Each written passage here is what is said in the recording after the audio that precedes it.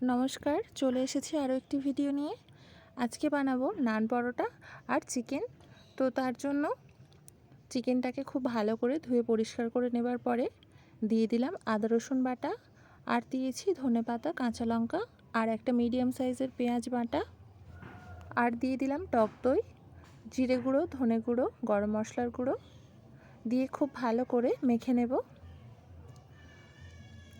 চিকেনটাকে এইভাবে মেখে নিয়ে রাখলে বেশিক্ষণ লাগে না, খুব তাড়াতাড়ি রান্নাটা হয়ে যায়, সেই জন্য একটু ম্যারিনেট করে রাখলে সুবিধা হয় রান্নার ক্ষেত্রে। এবারে দিয়ে দেব স্বাদ মতো লবণ, দিয়ে আবারও সব কিছু একসাথে খুব ভালো করে মিশিয়ে নিয়ে রেস্টে রেখে দেব 30 মিনিটের জন্য। এদিকে আমি ময়দার ডোটা বানিয়ে নেব। তো ময়দাটা যে পাত্রের মধ্যে নিয়েছি তার মাঝখানে একটু ফাঁকা করে নিলাম, উপর থেকে ছড়িয়ে দিলাম অল্প একটু নুন। এবারে মাঝখানে দিয়ে দিলাম টক দই, আর দিয়েছি বেকিং সোডা হাফ চামচ, বেকিং পাউডার দিয়েছি 1.5 চামচ, আর দিয়েছি সাদা তেল।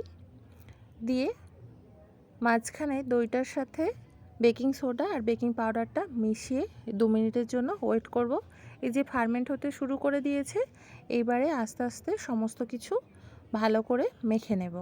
অল্প অল্প জল দিয়ে ডোটা একটু নরম করেই মাখতে হবে, আর মেখে নেবার পরে 5 থেকে 7 মিনিট ঢাকা দিয়ে রেখে দিতে হবে। খুব ভালো করে মেখে নিতে হবে, এইভাবে ঠেসে ঠেসে। মাখা হয়ে গেলে দিয়ে দেব উপর থেকে সামান্য একটু তেল, দিয়ে রেস্টে রেখে দেব 5 থেকে 7 মিনিট। এদিকে কড়াই বসিয়ে দিয়েছি, দিয়ে দিলাম সরিষার তেল, দিয়েছি এলাচ, লবঙ্গ, দারচিনি আর শুকনো লঙ্কা। এবারে দিয়ে দিলাম কুচিয়ে রাখা পেঁয়াজটা। পেঁয়াজটা যখন হালকা হালকা লাল হয়ে যাবে তখন দিয়ে দেব ম্যারিনেট করে রাখা চিকেনটা। এবারে খুব ভালো করে নেড়ে ছেড়ে নিয়ে কিছুক্ষণের জন্য ঢাকা দিয়ে রাখবো। যেহেতু ম্যারিনেট করে রাখা ছিল সেহেতু আর কিছু লাগবে না, আর গ্যাসের ফ্লেমটা হাই রাখা যাবে, কারণ যেহেতু টক দই দিয়ে মাখা ছিল তো জলটা তো ছাড়বে, সেই জলেতেই সিদ্ধ হয়ে যাবে চিকেনটা। এই যে চিকেনটা আমাদের প্রায় হয়ে এসেছে, দিয়ে দিলাম অল্প একটু ধনেপাতা বাটা, আর নর্মাল পরোটার শেপেই পরোটাটাকে বেলে নিয়েছি। এবারে মিডিয়াম টু লো হিটের মধ্যে ভালো করে একটু সময় দিয়ে ভাজতে হবে, যাতে ভিতর থেকে খুব ভালোভাবে সিদ্ধ হয়ে যায়। এইভাবে প্রতিটা পরোটা ভেজে নেব, বাকিগুলোও এইভাবে ভেজে নেব। কার কার এরকম নান পরোটা খেতে ভালো লাগে আমাকে কমেন্টে জানাবেন।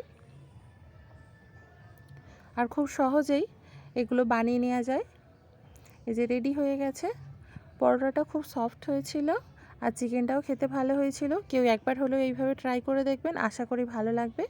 ভিডিওটি দেখার জন্য সকলকে ধন্যবাদ, আর ভিডিওটি ভালো লেগে থাকলে আমার পাশে থাকার জন্য সকলকে অনুরোধ রইল। দেখা হচ্ছে পরের ভিডিওতে। টাটা।